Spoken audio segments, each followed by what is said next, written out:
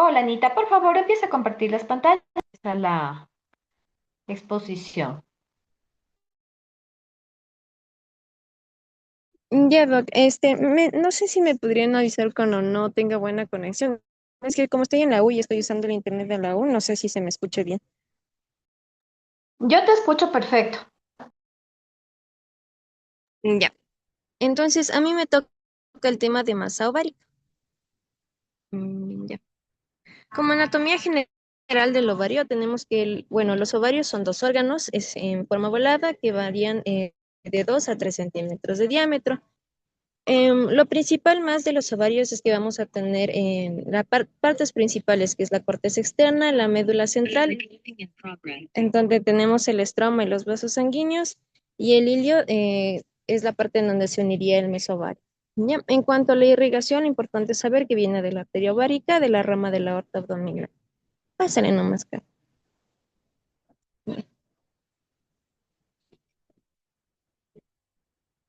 Mm, ya, vale. Como causa más frecuente de masas ováricas, bueno, de masas ginecológicas serían los quistes.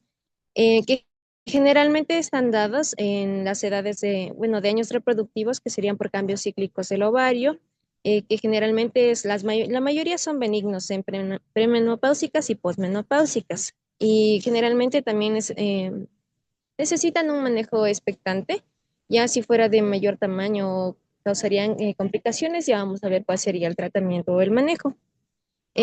Por ejemplo, si hubiera, se complicaran o sean malignos, ahí se necesitaría resolución quirúrgica o algún tipo de otro tratamiento porque causarían torsión si es que son grandes o hemorragias en caso de ruptura. Los quistes más frecuentes, vamos a encontrar los quistes foliculares y los del cuerpo lúteo. Los foliculares se van a caracterizar por tener paredes finas y están llenos de líquido. ¿Ya? Y los quistes del cuerpo lúteo contienen líquido hemorrágico. Ya vamos a ver las características de cada uno. Estos generalmente se forman a partir de un folículo que no se ha roto y tampoco ha regresado como a un estado inicial. Otros quistes que también podemos encontrar serían los endometriomas, conocidos como quistes de chocolate, lesiones no neoplásicas como los teratomas quísticos benignos o quistes dermoides, o los fibromas, histadenomas y otros tipos de neoplasias malignas. Ya,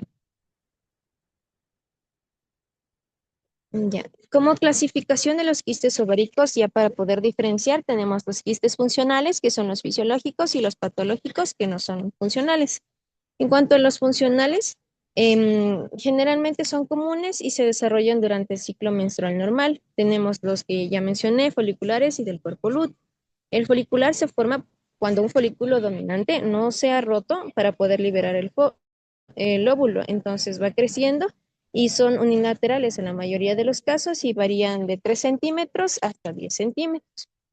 En cuanto a los quistes del cuerpo lúteo, es cuando el cuerpo lúteo tampoco ha regresado normalmente después de la ovulación y pueden contener material hemorrágico. Estos pueden ser de un tamaño menor a 6 centímetros y causan dolor pélvico y un sangrado irregular. En cuanto a los patológicos, podemos ver tres tipos, que son independientes del ciclo menstrual o también estos necesitan una evaluación y un manejo específico. Por ejemplo, están los histodenomas, que podemos encontrar dos, los serosos y mucinosos. Los serosos son de contenido líquido claro y los mucinosos son un contenido más espeso, que tienen un mayor riesgo de malignidad y estos pueden crecer hasta tamaños considerables, llegan, o sea, sí pueden ser grandes. En cuanto a los endometriomas, como vimos que eran quistes de chocolate, es el contenido hemorrágico o la sangre hemolizada que contiene y están asociados a la endometriosis. Y los quistes dermoides, también conocidos como teratomas quísticos, son los quistes derivados de las tres capas germinales y contienen cabello, dientes o también grasa.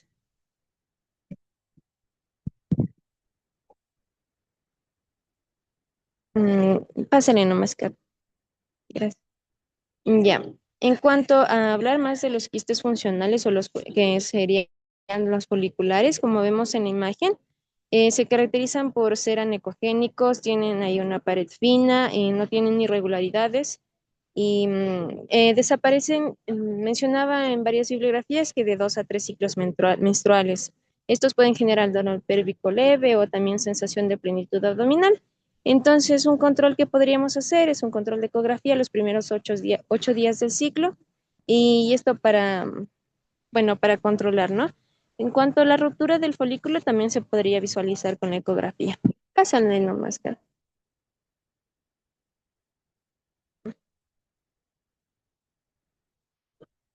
Mm, ya.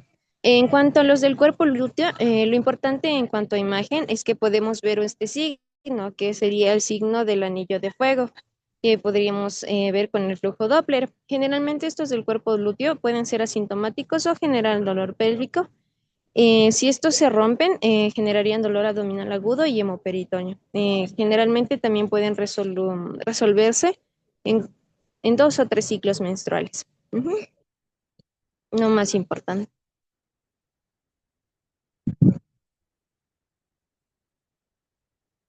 Ya. En cuanto a un síndrome caracterizado por estos quistes, es el síndrome de ovario poliquístico. Y en cuanto al consenso de Rotterdam, tiene que debe ser una asociación clínica, biológica y ecográfica. Y debe tener al menos dos de los siguientes 3 criterios. Tener una clínica de hiperandrogenismo, clínico biológico en una paciente con acné, hirsutismo, alopecia androgénica, aumento de la delta 4 androstenediona en cuanto al laboratorio y el incremento de la testosterona. Cuanto a los trastornos del ciclo, una espanomenorrea o amenorrea. Y en cuanto a la ecografía, como vemos en la imagen, el aumento del volumen ovárico mayor a 9 centímetros y aumento del número de folículos. Al menos vamos a contar 12 folículos que vayan de 3 a 5 milímetros. Bueno, en cuanto a los quistes patológicos, nombramos al cistoadenoma. Tenemos al seroso y al mucinoso. El seroso es 25, bueno, equivale al 25% de tumores benignos. En un 20% puede ser bilateral y cuando es menor a los 6 centímetros puede manejarse como expectante. En cuanto al mucinoso, este era el que tenía mayor riesgo de ser una neoplasia. Puede ser bilateral en 3 a 5%, que es muy bajo. Estos sí llegan a un gran tamaño, que la media es de 13 centímetros, y el tratamiento debe ser la extirpación para evitar la torsión e igualmente mejorar la calidad de vida de los pacientes.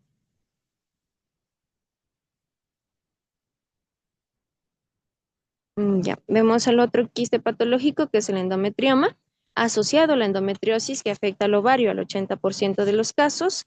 Y cuando hay, bueno, endometriosis ovárica, este tejido desaparece de forma progresiva tras la formación del quiste. Entonces, si nosotros viéramos directamente, macroscópicamente, tendría un líquido espeso achocolatado que corresponde a la sangre hemolizada. Entonces, la clínica de este endometrioma serían dolores frecuentes durante el periodo menstrual, la dismenorrea, o durante las relaciones sexuales, que es la dispareunia, y una hipofertilidad.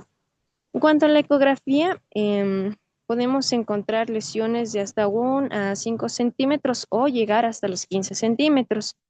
No siempre vamos a encontrar en la fosa ovárica, así que hay que tener bastante ojo, bueno, entrenado el ojo, y forma redondeada puede ser, o también podrían nombrar una forma poliédrica. Generalmente es unilocular, con un- una ecografía uniforme. También puede desplazar al ovario y también a la masa, como le vemos ahí. Nomás que. Ya. Otro quiste patológico, que era el quiste dermoide, encontramos al teratoma quístico, que también la mayoría es asintomático, pero si hubiera torsión encontramos dolor pélvico y podría causar síntomas compresivos. El crecimiento de este teratoma puede ir de 1 a 2 milímetros por año, entonces el crecimiento es lento. En cuanto a las características ecográficas, tenemos el nódulo de Rokitansky, el patrón punta de iceberg o la interfase grasa líquido. Entonces, también en el eco también vemos calcificaciones que corresponderían a los dientes o al hueso que puede crecer dentro de este teratoma. Ya, ya. En cuanto a masas ováricas, masas ováricas sólidas, vamos a sospechar de tres cosas. Sospecha de tumores del estroma, de células de la granulosa y de tumores del epitelio de superficie. Del estroma encontramos a fibromas y fibronectomas, generalmente de 40 a 50 años de edad. Y de tumores de las células de la granulosa están asociadas a secreción hormonal, generalmente de estrógenos. Entonces, se asocia a un crecimiento endometrial y las alteraciones que corresponde a este crecimiento. Frecuentemente es el teratoma y la sospecha de tumores del epitelio de superficie em, serían mantiene, o sea, tiene componentes quísticos y un poquito de tejido sólido. Sin embargo, encontramos aquí a los tumores de Brenner, que la mayoría de ellos son sólidos. Sin embargo, estos son en su mayoría benignos. Ya. Sí, no. Aquí vemos imágenes del fibroma ovárico, los tumores de Brenner y también un ejemplo más común de tumores de las células germinales o de la granulosa es el disgerminoma. Ujú. Ya, aquí está más resumido en cuanto a los neoplasias que podemos encontrar según el origen del epitelio, del estroma o de la célula germinal. Pásenle nomás. Ya, en cuanto hablando específicamente de la clínica de cáncer de ovario, que encontraríamos en ciertas masas, como ya sabemos, el cáncer es asintomático hasta una edad o hasta una etapa avanzada, o serían síntomas inespecíficos de manera temprana. Podemos encontrar hinchazón, distensión abdominal, saciedad temprana, pérdida de apetito, urgencia o frecuencia urinaria, dolor pélvico o abdominal. Y los síntomas menos comunes serían sangrado vaginal posmenopáusico, sangrado rectal, pérdida de peso, que son síntomas ya B. Y los casos avanzados ya pueden presentarse de forma aguda con síntomas debido al derrame pleural por la metástasis.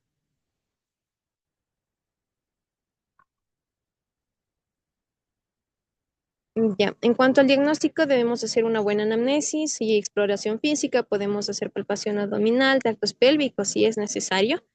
Evaluar bien a la paciente en cuanto a la edad, el estado menopáusico, si está o no con tratamiento hormonal, si el periodo de actividad genital, el tratamiento, algún tratamiento que altere el ciclo como anticoncepción o tratamientos endocrinológicos o en cuanto a la fertilidad. También debemos preguntar acerca del número de embarazos, número de partos. Y si es que podemos o queremos algo de analítica, evaluamos primero ciertas cosas, por ejemplo, la beta-HCG en orina o en suero para descartar primero un embarazo, hemoglobina o hematocrito para ver si hay pérdida de sangre y antígeno CA 125 sérico. Esto para ver si hay algún tipo de cáncer de ovario que estaría elevado en el 80% de mujeres con esta patología. Sin embargo, también podemos encontrar en otras situaciones como endometriosis, embarazo.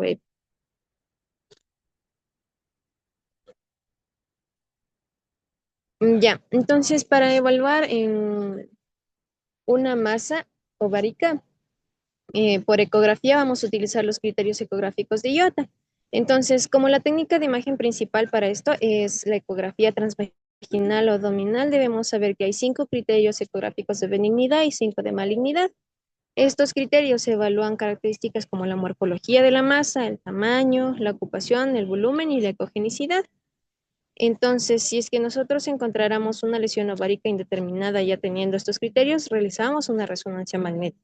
Y si tenemos sospecha de cáncer de ovario, en un estadio inicial realizamos un ataque de abdomen y pelvis o sumamos una, una RX de tórax, un ataque de tórax, perdón. Ya, en cuanto a las características B, corresponde a un tumor benigno. Vamos a ver masas uniloculares, que es B1. En B2, la presencia de componentes sólidos con un diámetro de menos de 7 milímetros. En B3, la presencia de sombras acústicas. En B4, tumor liso que sea multilocular con un diámetro más grande de máximo menos 10 centímetros. Y en la B5, que no haya flujo sanguíneo.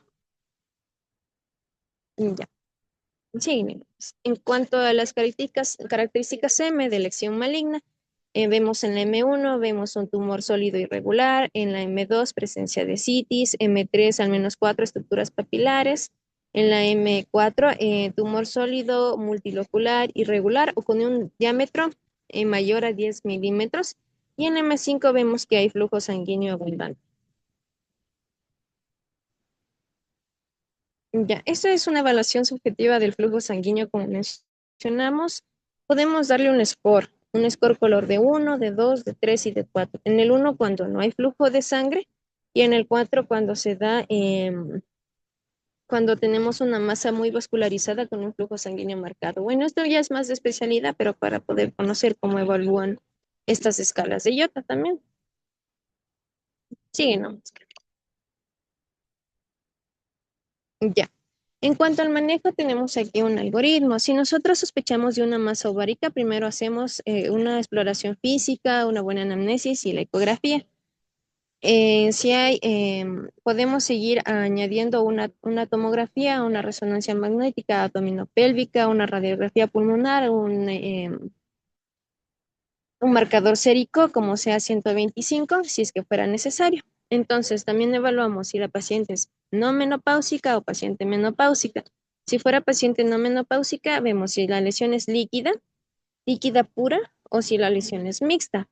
Si nosotros vemos que es líquida o es sospecha de una hemorragia intraquística, hacemos un control ecográfico. Ya.